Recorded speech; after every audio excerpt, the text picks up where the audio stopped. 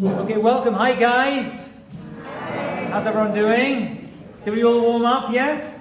Let's have some words of wisdom and Torah to warm ourselves up. Some great questions. There's some new faces here this evening, which is surprising because I thought everyone's going to be in Florida. So that's great. Thank you, Raquel, for sponsoring tonight. Should be a bracha for you at Tzlacha and all of the wisdom and love that is shared this evening should be a zchut to you and, God willing, your family as well, Mr. Hashem. Okay, friends, the topic is, we're going to work on this just a little bit this evening, simcha, happiness. Now, it's been a hard week for me because my wife's been in Israel on work, visiting my daughter, and I was left alone with the kids. So finding simcha this week, not so easy, especially when you don't know how to operate the oven and turn it on Shabbat mode. And it's already Shabbat in Eretz Yisrael. So everything had to be put on the platter, on the blech for Shabbat, and it was a disaster. Okay, Baruch Hashem, but we're here, we go through it, and we're all well. Friends, this is not an easy topic. Many rabbis speak of this topic, happiness, simcha. It's probably the biggest topic that's out there. How to find happiness and how to choose it. I want to start with the words of the Rambam. Maimonides, the Rambam tells us in Hilchot Yom Tov something unbelievable. He says one of the hardest things a person can try to do is find happiness. And he calls it an avodah. And avodah is the word the Rambam uses to describe simcha. Now, avodah is a strange word. He could have said malacha, but he didn't. He said avodah. What does avodah mean? Well, malacha is creative work. Avodah, avadim hayinu, paro b'mitzrayim. It's hard, back-breaking, schwitzy work. It's tough.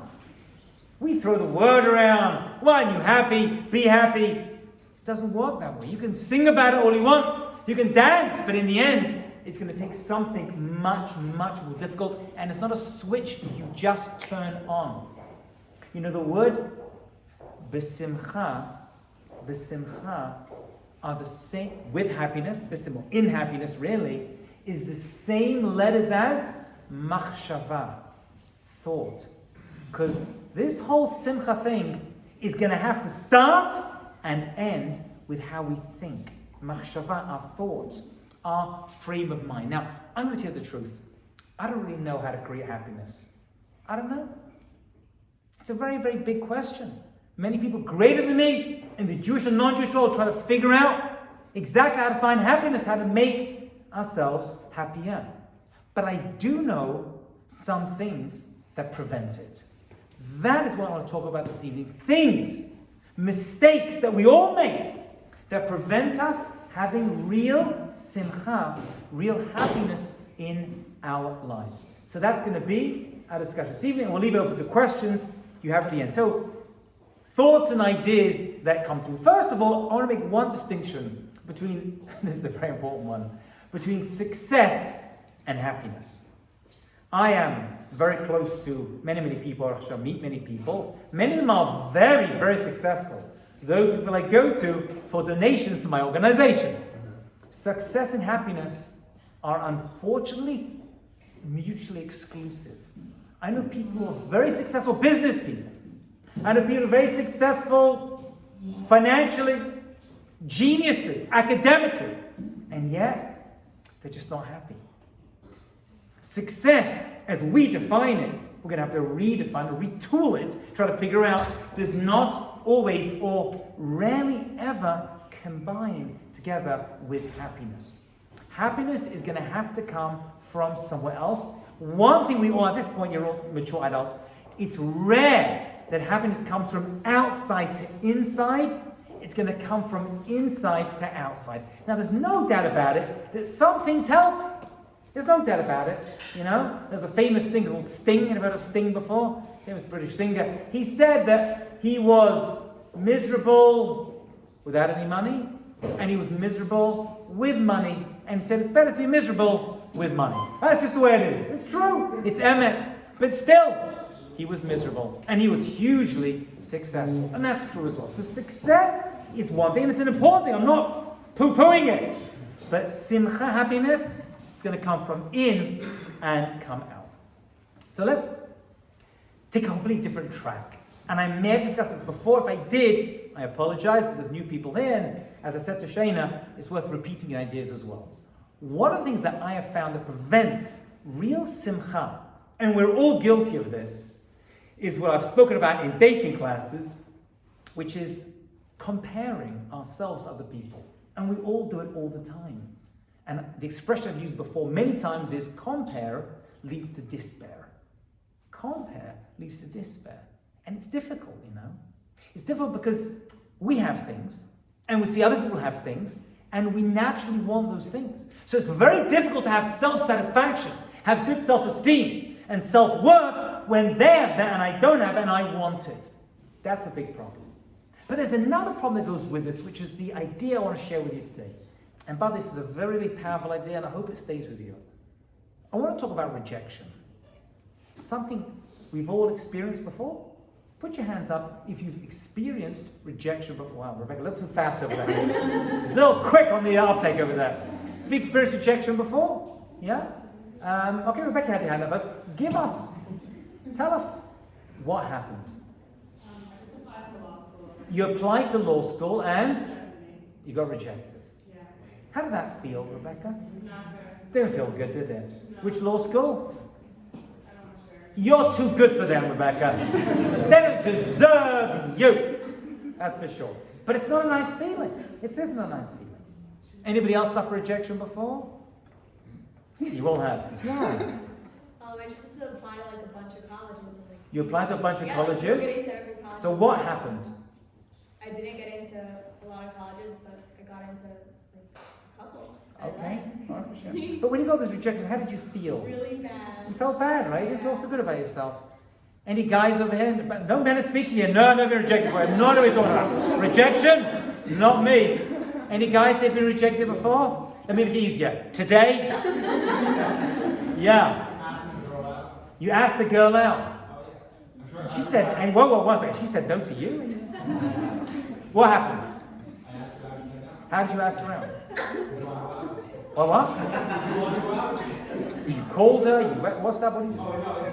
In person. You went to a and you said to her, and she said, how did it make you feel? No. You know, I teach at Stone College, and I had a girl who came in and she was crying, like very upset. And she just, it was start of semester. I said, what's the problem? And she said, you know, I was assigned a room, and as I walked in, there was two other girls there, and they knew each other, and they were talking together, you know, and I put my stuff down, I opened my suitcase, and I unpacked all my stuff, and they were so mean, so nasty, and you know, one pretty much made out that they want us to be in the room, they wanted two in the room, and they pretty much said, there's another room, and you should go to that one, and we had a whole big tumult, and I had to leave. So I said, what's the problem? She goes, they rejected me. I said, how do you feel? She goes, I feel terrible. I mean, they've ruined my semester, it's only just begun.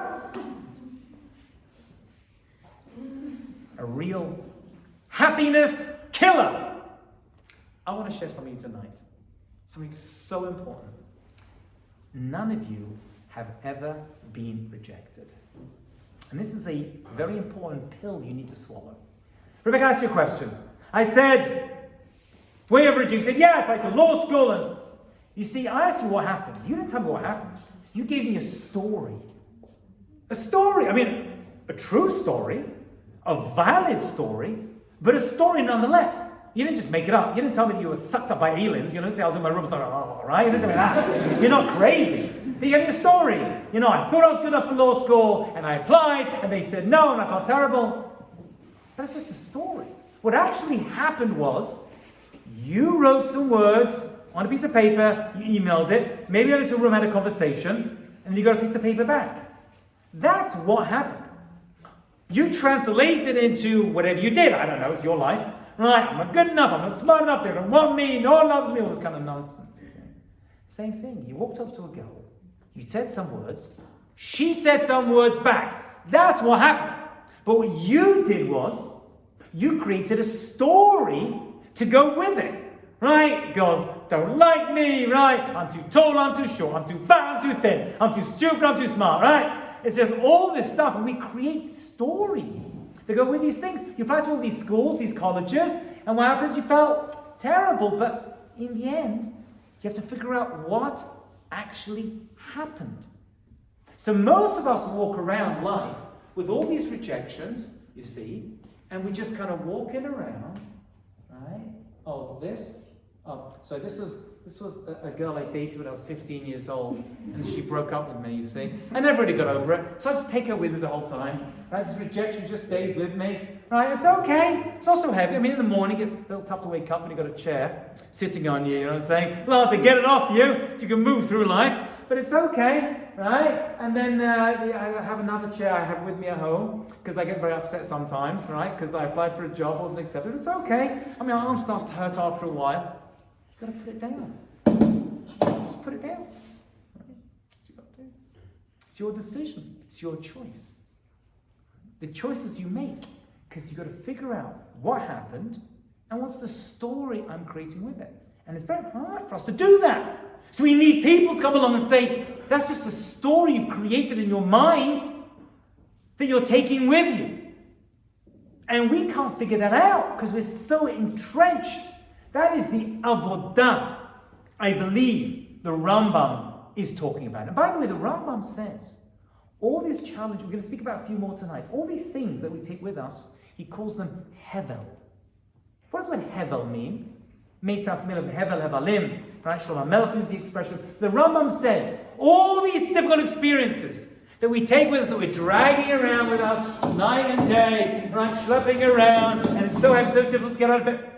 The hevel, what's hevel? Well, usually translated as, hevel is just stupidity, nonsense, right? Vanity. But actually what hevel means, steam. Steam! What comes out of a kettle? Steam, it looks real, it feels real, it can burn your hand, but it's not there. It's just vapor. Most of the experience, I believe the Rambam is telling us, that we react to with revenge, with bearing a grudge, with anger, all these things are just hevel. Or Shlomo Melech said, hevel havalim, real steam, real vanity. And we're going to try to figure out is how to break through them. That's the key to success. So how do you find happiness? I'm not sure, but that's preventing it. There's no doubt about it. You know, talk about anger. Anger is the happiness killer. You know, the Mishnah in Pirkei Avot, there's 4 types of people in the world. I love this. The Mishnah divides people not by French or Russian or German. Forget that. Jews, Christians, forget that. Do you know the real difference? 4 types of people. What are the 4 types of people? People who get angry quickly, but calm down quickly. People who get angry slowly, slow to anger, but calm down slowly. People are quick to anger, slow to calm down, slow to anger, quick to calm down. Those are your 4. Those are your 4, right? Does that make sense? Did I do it right? Quick to anger, quick to calm down, slow to anger, slow to calm down, quick to anger, slow to calm down, and slow to anger and quick to calm down. Calm down. Those are your 4 groups. Which is the best? Slow to anger, right? And then when they get angry, quick to get over it. And what's the worst? The worst are some people I meet, right? Who are quick to get angry and will hold this anger for months, years, or generations, right? Their kids will hate their kids, right? Decades later. Why? Because my parents said, I shouldn't like you. See that? That's the word. Let's go to Russia. The person who is slow to anger, quick to calm down, it's called a chassid. Doesn't mean they walk around with a long black coat and a furry hat, right? The Mishnah existed way before the invent of Hasidism. Right? It means they're a righteous individual. What's the question on this Mishnah? What's the famous question? Why is there no 5th type? The person who doesn't get angry. And what's the answer? We're all dealing with it. We're all going to have to work this thing out. We're going to have to figure out how to get over this anger because everyone's dealing with it. There is a very unusual Midrash about Moshe Albano. I think it's a Midrash. Very strange. I have a friend who works for Art Scroll. He translates and he writes commentary. And he said this Midrash was actually in the Hebrew Gemara of Art Scroll, but they removed it from the English one because people got upset about it. Right? Very strange Midrash. And it was actually in the Gemara. And he said, and when he told it to me, and I'd heard it before, I've seen it inside. I personally find it very satisfying. It's about Moshe Rabbeinu. And Midrash tells us that Moshe Rabbeinu, Paro wanted to figure out who Moshe Rabbeinu was. He wanted to figure him out. So what did he do? He sent people who had a certain chokhmah, which exists, by the way, called Chokhmat HaPartzuf. There's actually a chapter in the Zohar, I actually read this many years ago, there's a book about it, about wisdom of the face. You can read a person's face. Some people have it intuitively. You ever had experience, you look at a person, look at their face, you're like, I don't trust that person. Like, what is it, the eyes? Just women have this. It's a level of bina they have. But it's a chokhmah. Some people can have natural knowledge and wisdom, and sometimes you can learn it. Right? It's just like a learnable skill. Chokhmat HaPartzuf. Wisdom of the face. So Paro sent these people to draw the face of Moshe Rabbeinu, bring it back and have it analyzed. They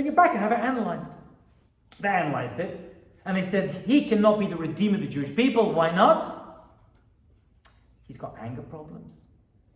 He's got other issues going on over there. It can't be him. He's like, not possible. Go back and do it again. He sent them back. They drew him again, brought it back, and these people who were experts, there's a non-Jewish Egyptian expert, looked at him and said, no, same stuff. He's not good. He's bad news. There's no way he can be the redeemer of the Jewish people. He's dealing with a lot of personal issues. Many years later, whatever happened, Paro met Moshe Rabbeinu and said, how can he be the redeemer of the Jewish people? So the Midrash tells us. How can it be? We looked at your face, and we took photographs, we screen grabbed off Facebook, we know who you are. And Moshe Rabbeinu said, it's true. Your experts were absolutely correct, but I've worked on myself. I wasn't happy. It was very, very difficult. But I've reached a place now where I've overcome my natural tendencies to get angry, natural tendency to deal with revenge, right, and all the other stuff. I personally, that's the end of the Midrash, I personally find the Midrash very, very satisfying. Right? Because our greatest heroes are not perfect. And they're dealing with stuff. Sometimes really, really bad stuff. I must have a side point. I heard of Moshe Weinberger from 5 Towns on YU. There's a short video which I spread to a lot of people, but not enough people saw it. He was approached by a young boy. And the young boy said, I want to become a rabbi, but I've done some really bad things in my life. And I've been involved in, not bad to other people, my own self, my own personal, just not good things. I feel terrible, and I've still succumbed to my Yetzer Hara, and I still am involved, and these things bring me great dissatisfaction and make me feel terrible about who I am. So I don't think I'm become a rabbi. And Rav Moshe Weinberg, and I saw this live, and I spoke to him about it afterwards. He responded to him, which only he could do so well. He said to him, you're the perfect candidate. We don't want the people who grew up fantastic, the kids are the rabbis, everything's fantastic, we're all good, no Yetzer Hara, no messing around in Beth Knesset, not treating people badly. That's what we want. Those are the people who want to become the leaders of the generation. Because they've tasted it, they know what it is, they have a Yetzer Hara for this stuff, they've succumbed and they keep succumbing to all these terrible traits, but they're the people who become great and can help all of us who are human as well. He said, you must take on that job. And if you're being told by your inside brain that it's not for you, it's Yetzer Hara, I'm going to overcome and said it, you must do it. And he did. And he did. So we're all looking for perfection and the perfect person. And we live in a world where we see it all the time. Right? We're on social media, I mentioned this before, and everyone looks so good and perfect and handsome and, everything's smoothed over, but it's not what we want. Right? Even Moshe Rabbeinu said, people didn't like this Midrash of Moshe Rabbeinu. Again, I find it beautiful. It makes me feel really good about myself. Right? Avram Avinu, he didn't grow up in a perfect family. His father was an idol worshiper. He actually owned the business. He was making money from Avodah Zarah. Right? That's who I want to be my teacher. Someone who went there, been there, and then smashed it all and made the decision. That's what we're looking for. Happiness does not come from everything being perfect from the beginning right to the end. It comes from these massive waves of challenges that you've overcome and haven't overcome yet. Feel good about yourself. B'simcha machshava. Always get this so far, my friends. Give me a yes, Rabbi. Okay, good. Baruch Hashem. Then we're on our way.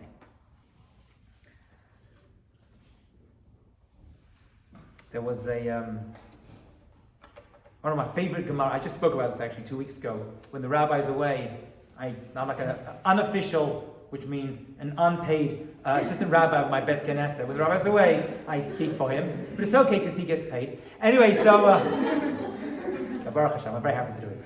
So I spoke. He was away a couple of weeks ago at a wedding in Montreal, and I spoke. It's actually on Parsha B'Shalach, and I've spoken about this before. What's the first ever Jewish joke? What's the first ever Jewish joke? It's a great question, right? I mean, we've heard millions. People come to me because I tell a lot of jokes, and they're like, "Well, I have a joke for you." I'm like, "You know what? I've probably heard it. So don't be upset. Don't be offended, because all I do for the past 50 years is collect jokes. I literally have a document this thick of jokes. And I ran out of Jewish ones. Now I take Christian ones and make them Jewish. So I'm not even kidding you. I literally have a stack this big. So where did the whole thing begin? Why does every rabbi think they're a comedian? What's the first ever Jewish joke? You heard this from me before? Yes. Okay, so you can't cheat. How is that cheating? I remembered it. That's true. It's true. So go. Okay. It was when the Jews were living in Egypt, and they said to Moshe, why do we couldn't we just suffer in Egypt? Why do we have to suffer here? Or something like that. The Jewish people left Mitzrayim, and they got to the Yam Suf. Right? This is Parsha B'Shalach, and they were trapped. We spoke about this before, right? We were trapped. We couldn't get out. Behind us were the Egyptians. In front of us was the Yam Suf. To the right and left was a desert, scorpions, snakes, a wild environment. They turn around to Moshe Albano and say the strangest comment. For years I looked at this pasuk, I didn't understand it. Hamabli en kavram Mitzrayim lekachtanu amud b'midbar. Moshe Albano, were there no graves in Egypt that you brought us to die here? What a strange statement. What's the graves in Egypt?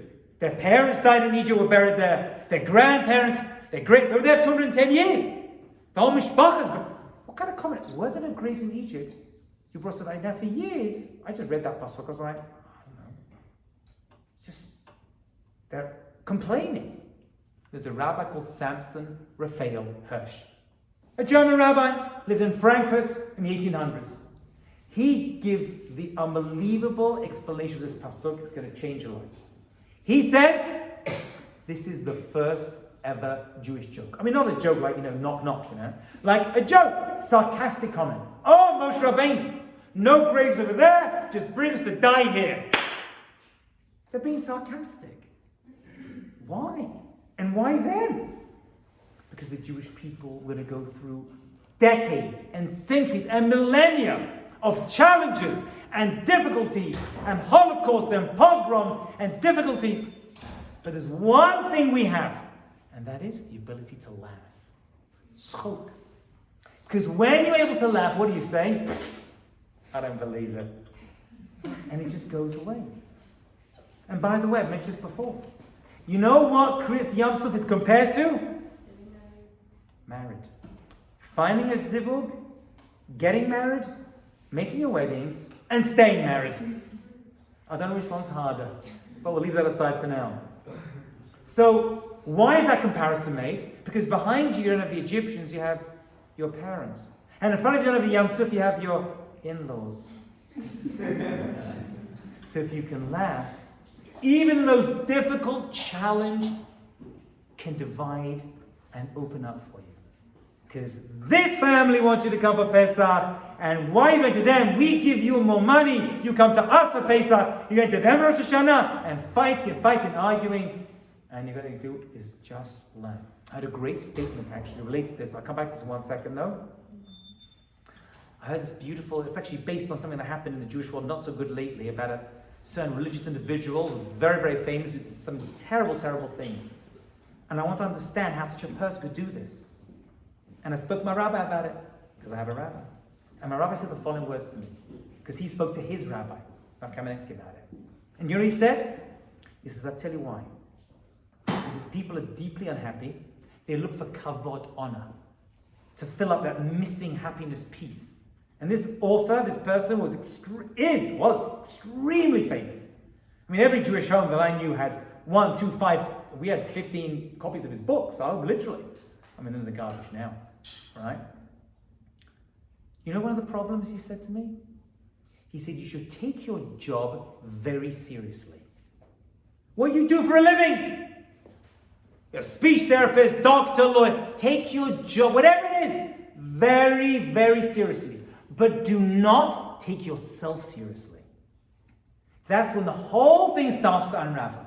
When you take yourself too seriously, you're going to end up miserable and unhappy and look for other things to fill in that gap inside you. Make that distinction.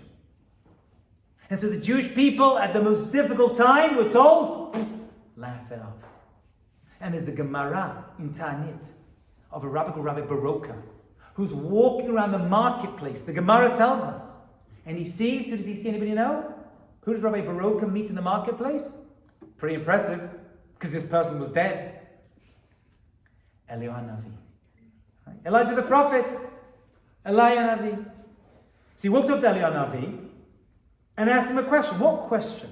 Would you ask Elijah the prophet, Eliyahu Navi, if he was here with you right now? Or would I ask him?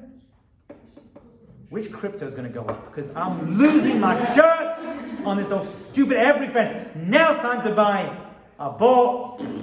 If you want to know with your crypto, come to me. As soon as I buy, you sell. Trust, I'm telling you, my friend. Everybody will help. How much can I ask for? I don't know what to say anymore. So he's walking around. He doesn't ask him. There was no crypto. He says to him, who in the marketplace is a Ben Olam Haba? Which is a fancy way of saying, who here is getting it spiritually right? Who's getting it good? Who's figured out this whole Jewish Olam Haba thing? And he pointed at 2 men. So he went over to them, Rabbi Baroka, and said, what do you guys do? And they said, we are comedians. We tell jokes. We see people upset. We see they're depressed. So we laugh with them. We make jokes and fun. And they throw us a coin and make a living that way. You know, Elijah the prophet came down to heaven just to share this information, and it was called in the Gemara that if you want to go to Olam Haba, cheer other people up. Because when you cheer other people up, you're cheering yourself up as well. Because in the end, happiness is not going to come. And this is the key point I want to share with you. But what you acquire, ultimately it's going to be what you give. And the greatest thing you can give, besides, tzedakah and time, is cheering up other people. That's really it. That's what it comes down to. When we stand at the end of our lives, 120, and it's all... I have a good joke, Bob. Can I tell you a quick joke, by the way? It's getting to my head as I said that. This is my favorite joke, by the way. You may have heard it. I apologize if you do, but I'm going to tell it better than you've heard it before. So a guy's 120 years old, Mr. Moshe Cohen. He's about to leave Olam Hazeh to go to Gan Eden, Olam HaNeshamot.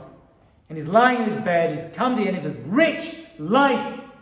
120. And he smells from downstairs the smell of delicious cookies. My wife's making delicious cookies. Wow, he says. Just before I leave this world, one last taste of the delicious chocolate chip cookies. A last taste of my lips, so I can leave this world with that delicious taste on my mouth. He crawls out of the bed. He makes his way slowly down the stairs. He crawls into the kitchen. He sees a stack of cookies on the kitchen island. He puts his hand up to grab one. His wife gives him a slap, says, don't touch. They're for the Shiva.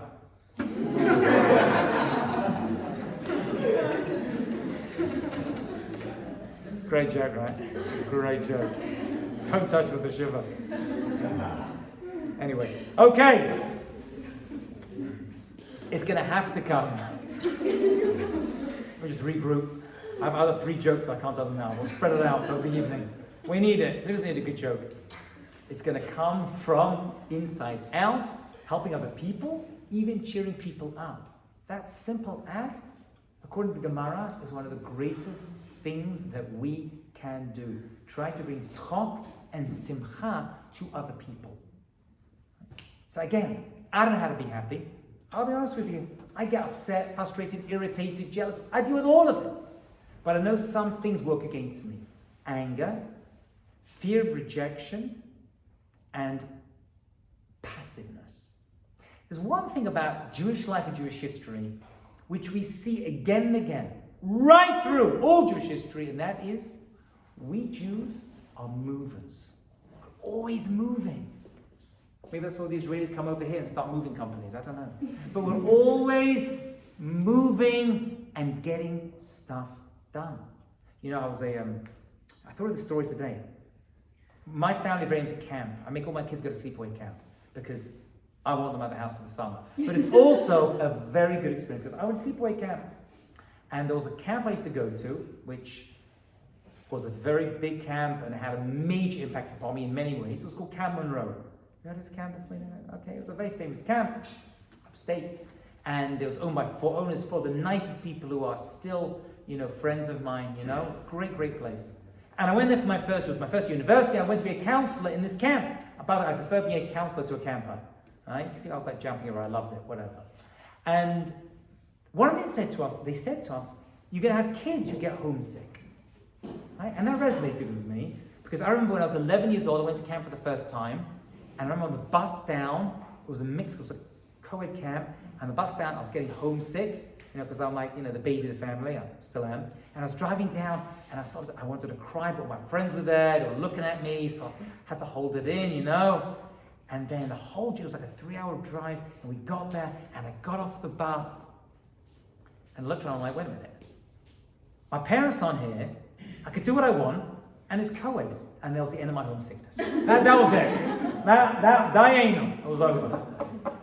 But they discussed, what are you going to do with kids who are homesick? How do you deal with that? It happens a lot. Kids cry. My kids went through it, it goes for 1-2 days, So I'll never forget someone told me the following advice, which stayed with me and I've tried to translate to different scenarios. If you see a kid is homesick, put them on the ski doodle. What's a ski doodle? So they had a lake. And on the lake, they had this big machine that was basically this operating, and it had a rope, and it had skis attached. And he basically held on, and it spun around in a circle at like 100 miles. Now we wouldn't fly this thing, right? It's too dangerous. Back then, they would put a kid, it's like Action Park, they'd put a kid on the skis and just spin them around on this machine at like 100 miles an hour. He said, one thing's for sure, no one is holding on to the ski doodle on their skis, on their water skis, screaming, I miss my mommy! What are they screaming? Help! That's what they're screaming. If you occupy yourself, if you do things, just the act of being busy and doing stuff kind of gets you out of your head. That's one of the secrets of Jewish life. We're always busy. We're always doing something. Now, if I ask you for the spiritual, you know what?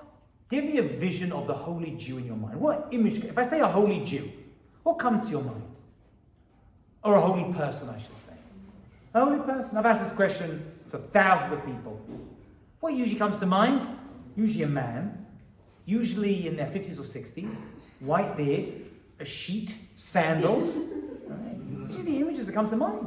Ask most young Jewish boys and girls, what comes to mind? Think of a holy person, and that's what they see. Right? Anybody see anything different? You. Oh, thank you so much. That's what they see. But the truth is, that's not a Jewish view. You see, a person sitting with a long beard, sandals, first of all, it doesn't have to be a man, it could be a woman. Kind of offensive that that's the image that comes to our mind. It could be a child. A young person maybe is probably better. Yeah? That could be holy. So what is it? For us, the person who is the most kadosh is the person who is moving, acting, helping other people, cheering people up, going shopping, right, for Shabbat, doing stuff. So the image for us, I like to say, is not a person sitting meditating, right, hugging a tree. It's a person who's like moving, right? Is it flying right? And the hair flying everywhere, the sheitel's right? And the yarmulke's like over here, you know, there's all those Jewish boys that play basketball, they have yarmulke. You see these kids? Yarmulke, how does it stay on their head? It's like Naftali Bennett. How does that yarmulke defy gravity? I just don't understand. It makes no sense. It's this big over there. I don't get it. It's got to be Scotch tape. As a bald man, I relate. Right, so for us, the view of someone is someone who's in movement, in motion. And if you look back at Jewish history, actually world history, it's all about movement. Adam and Chava, kicked out of Gan Eden. Cain kills Hevel. He has to wander around. His punishment is to wander and move. Noah doesn't sit on a ship, right, or sits in a garden for a year. He's told to sit in a ship and move around for an entire year. Avram Avinu is told to lech lecha. Yitzchak will leave aside. He was not allowed to leave Israel after a certain point. But Yaakov is moving in and out. And he can't sit still. He's got 4 wives because he can't sit still. Right? He's busy with everything. We have the Shvatim. We go into Egypt. Then we leave Egypt. And once we're out of Egypt, we don't just sit in the desert doing nothing for 40 years. We move around. How many times did the Jewish people move around the desert? An extra piece of sushi, if you get this one right. How many journeys did the Jewish people make in the desert? 40 years, but how many journeys? How many actual? They stopped, encamped, and moved again. 42 Membase. 42 journeys. And by the way, these journeys were not what you think they were. They didn't know. There was no Google invitation. You're moving in a week. They arrived somewhere. This is how it worked for our ancestors who went through this. They arrived. They unpacked their bags. They put everything out. Put their tents up. How long are we staying here for? Could be a day, a week, a month, a year, a decade. They were never told. Imagine that. Everywhere they went. How long are they going to be here for? Not telling you. Strange. Next place. Eventually, we're not going to unpack. We're going to wait. A month, a year. Now we're staying. A decade for sure. They unpacked. Time to go. Oh, I knew it. Every journey was like that. It was unannounced. By the way, the rabbis tell us that every Jew has to go through 42 of their own personal journeys during their life.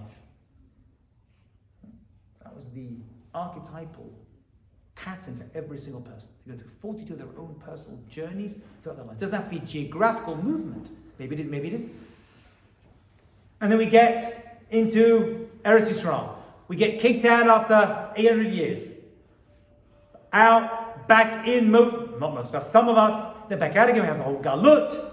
We end up in Babylon, one of the big areas, modern day Iraq, end up in Spain, kicked out 1492, Europe, the Middle East, Persia.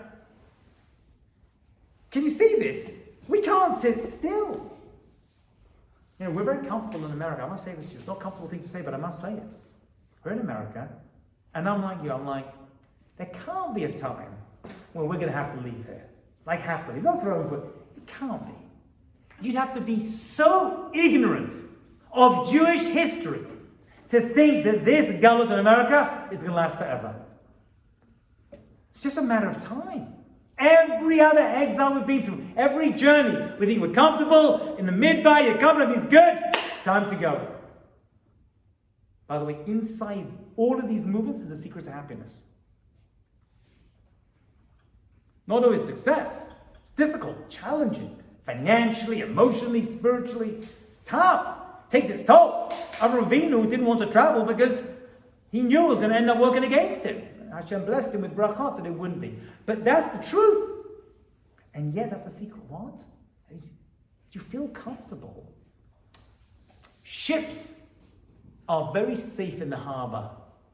But that's not what they're meant for. Right? They're created for movement. We are created for movement too. As a people, as an as a nation, which we are, and as individuals. Now that movement doesn't have to be geographic. I'm not telling you to leave Great Neck and move to King's Point. Miss Hashem, God willing, you right? I'm not saying that, but I'm saying there has to be a level of I need to move. I'm not happy where I am right now. You get it? And how long I'm going to be in this place, who knows?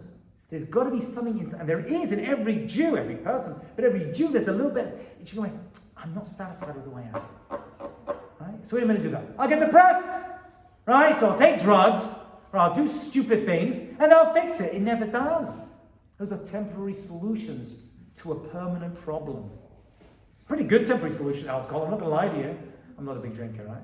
Maybe a red wine Friday night. If you're interested, you can buy me some. But no, for us, it's movement. I've got something, because something is bigger and better waiting for me. There always is. The secret to happiness is don't sit still. Don't be satisfied with where you are. There needs to be a level of growth and movement that you are constantly chasing. And if you're thinking you're ever there, you're never there. Because where is there? No, seriously, it's the question. Where is there? I don't know where there is. A crazy question. But I know it's not here. And that's why the word for heavens is Shemayim, and the root of that is Sham, there. You're always chasing it. So people get frustrated by that, but you shouldn't. Because there's always more to be done. There's always something else we could do. That constant nudging inside you shouldn't be pushed away, which we do, and I don't want to think about it, I don't want to read it. You know, I teach a Hilchot Shabbat class at Stone College. Once a year I go through pretty much all of Hilchot Shabbat. Those who've sat in my class, sat through it before. And I have women say to me, I don't want to take that class. Why? I don't want to know how to keep Shabbat, because if I learn it, I'm going to have to do it. People say that to me. And I'm not judging, I hear it. Ironically, the more you know how to keep Shabbat, the more you know how you're allowed to do stuff. It actually works the other way around. Right? What do they say? Ignorance is bliss. I'd rather be ignorant, but it doesn't work because you know it exists. Right? You can be like, I was ignorant, but you could have done something about it. So it's not going to work. But we all go through that. I'd rather not learn this halachot. I'd rather not get involved in that and know what's involved, because then I'll have to do it. Or maybe you will, maybe you won't. But you can't remain ignorant of things. Most people, most Jews out there would rather remain ignorant, knowing full well that if they open, and we're all doing it by their own level, wherever we are, that as soon as we know, I'm going to have to do it. Therefore, I'd rather be an idiot. That's what we say. It doesn't work that way. That nudging inside you is never going to go away. And you know what? As soon as it does, you're dead. It's like fish in the water, right? Fish out of the water flopping on the side. But once they're still, like, oh, what a cute fish. It's dead! If it's flapping around, if it's irritated and agitated, there's a chance for life. We're exactly the same. Exactly the same. I've got so much more to tell you, but the night is coming to an end and I gotta go back to my kids because my wife's away and the house must be a complete wreck by now. But not my problem.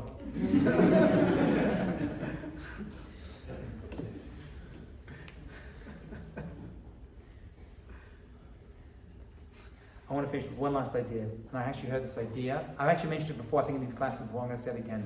It's a very famous book called the Sefer Chinuch, the Book of Education.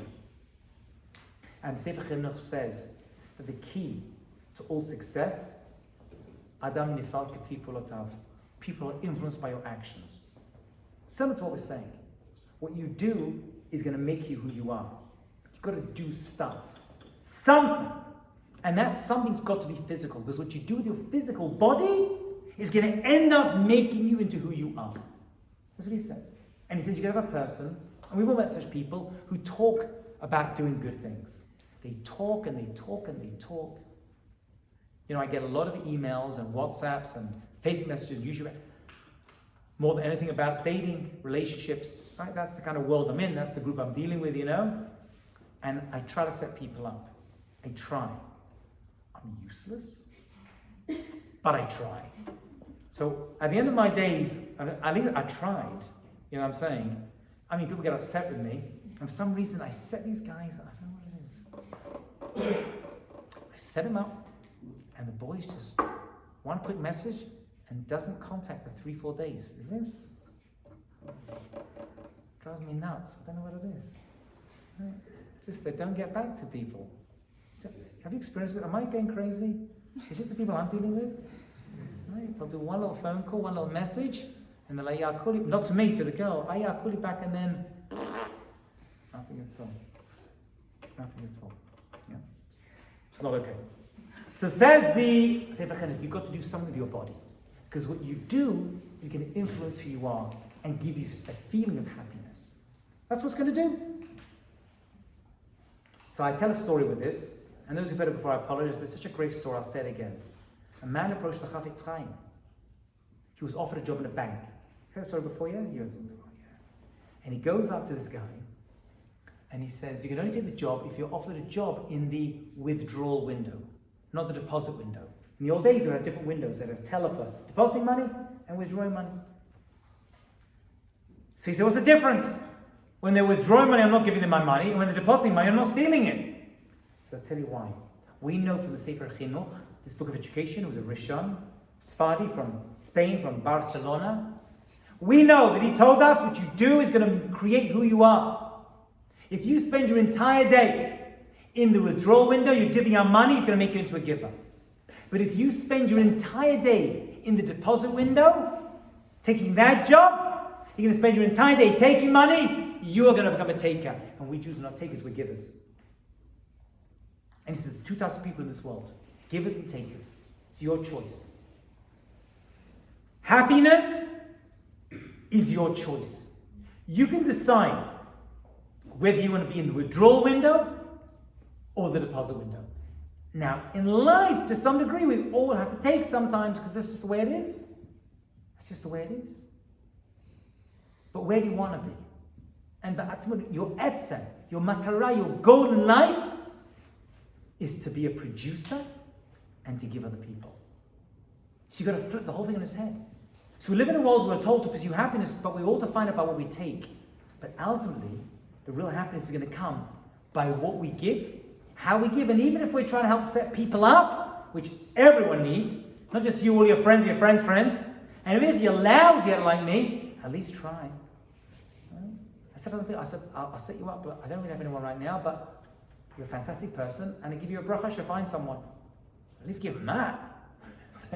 Even if you can't, you got no one for them, because he's a weirdo, or she's completely nuts, at least say, look, Hashem should find you a zivug. Right? As my grandmother would say, every pot's got a lid, right? And even the craziest ones, it'll come to you, B'ezrat Hashem. B'shat tov, give them a bracha at least. Cheer them up. Cheer them up. Eliyahu Navi came to tell us, you go to Gan Eden for that. That's how you get to Olam Haba. Okay. A lot more to say. We'll save it for next time, God willing. There's food to be finished off. Thank you all for coming here. Enjoy. So good. Thank you for help with sponsoring. Any future sponsors, please see Shana. Everything goes towards the food and the drinks. Thank you, guys.